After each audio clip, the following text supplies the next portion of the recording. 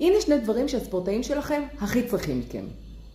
ספורט תחרותי הוא תחום שדורש יכולת פיזית, מנטלית ורגשית. יש לנו פה משולש מאתגר מאוד.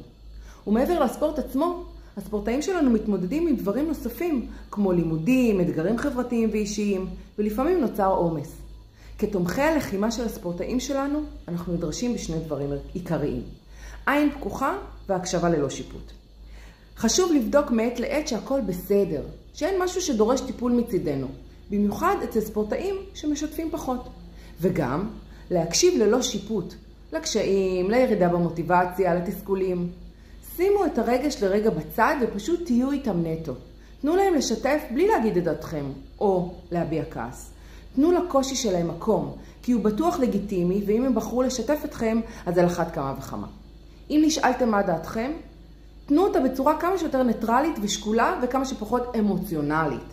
האמוציות שלנו מכבידות על הספורטאים, וכשהם בעצמם כבר במצוקה, הם צריכים שנרים אותם, שנתמוך בהם, שנעודד אותם, ולא הפוך.